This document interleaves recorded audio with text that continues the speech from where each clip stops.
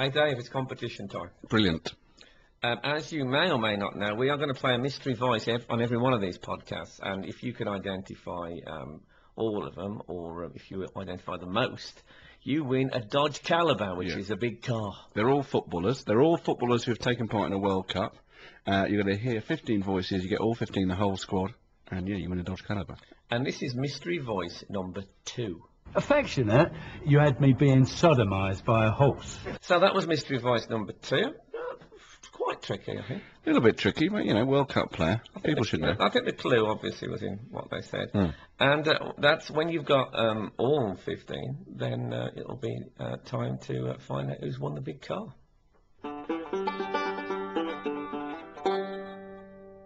Now, one thing that we asked you, our listeners, to do is we said, if you've had a romantic football moment or any kind of love moment connected with football, send it to us and we'll create a kind of football our tune based on it, didn't we? And we have had a few responses, and I thought we could read one out now, but we haven't got a record of the our tune. Have you got one? I've got an our tune sent in, but I don't have a record, so I was wondering, Frank, if you wouldn't mind singing it, basically. Okay. Can you do it? Right. Off you go.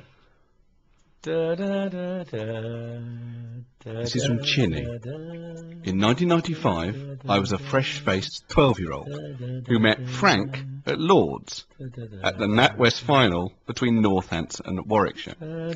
I was halfway through asking my original, well-thought-out, thorough when's fantasy football coming back Frank question, when Frank was interrupted by the long, flowing locks of Warwickshire captain Dermot Reeve, who proceeded to stare into Frank's eyes and invite him into the Warwickshire changing room. And Chinny ends, that was the most romantic thing I've ever seen at a sporting event, and the most disturbing. That was a completely innocuous moment. I remember it well. I just went up to, look at the dressing room. Right, and nothing happened. Da da da da da da da da da.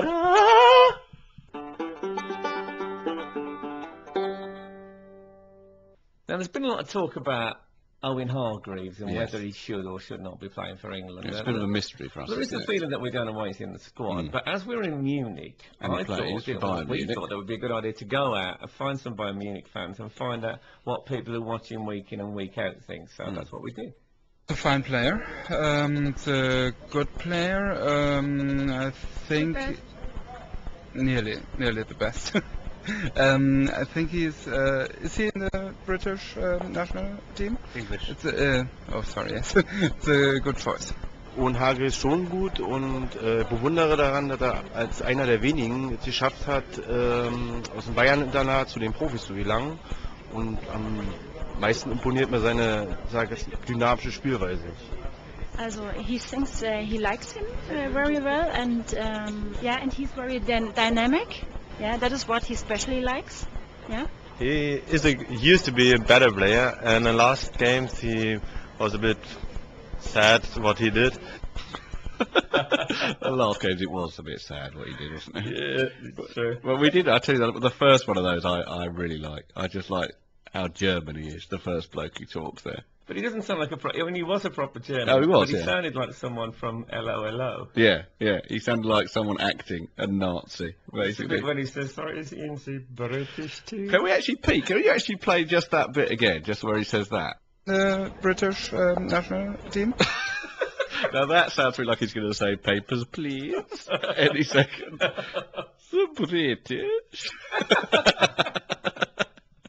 Oh man! Oh, I like him. It's never going to end. We're never going to get out of this World War II maze. That I know, but I love it when you find a comedy one. That's a very good one. The British. The Britisher.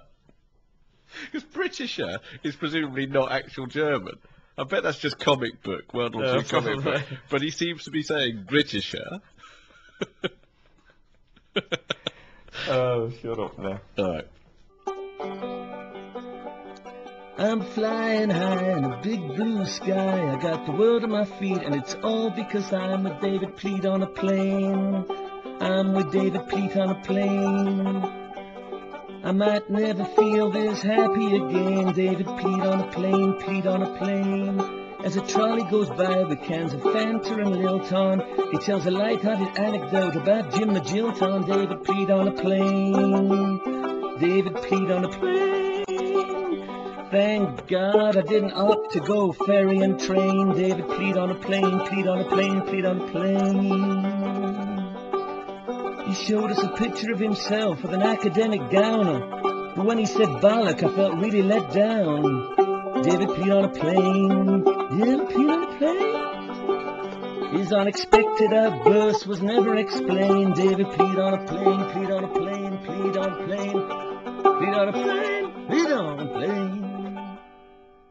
Okay, now we've been asking our listeners to email us and phone in to our phone line and all that sort of stuff, and we've had some responses to our practical jokes question when we asked what's the best football practical jokes you've ever heard.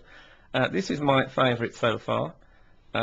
It says, I once decided to take Owen Hargreaves and Theo Walcott to a World Cup finals.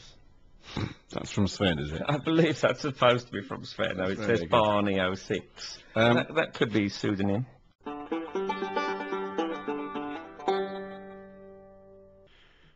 So we're going to our first game tomorrow, aren't we? Yeah, we're going to the opening game, Germany versus Costa Rica. There's been a few Costa Ricans knocking around. Yeah, yeah, lovely, quite attractive. One of them was, wasn't there? Yeah, there was one, but most of them looked like slightly fat football fans who didn't think should be wearing replica shirts because they're designed for athletes. Yeah, I know you're going to tell me to leave it, but I really felt the opening game should have been Germany-Poland. I mean, they're in the same group, and I think it would have suited, you know, historically. There's a slight problem. I mean, I am trying to talk you out of the various references to the 1930s and 40s, but I have to say, there is a problem for an opening ceremony in Germany, I think, because usually, like, if you take like the Greek Olympics, it has blokes running around with discuses and stuff like that. You basically talk about what people most associate with that country. Yes. Now, what do people most associate with Germany, do we think? Well, yeah. There was quite a silence. Yeah, because that is difficult. No, it is difficult. I mean, but actually, having said that, I mean, you know, they normally do a kind of world thing, don't they? They try and...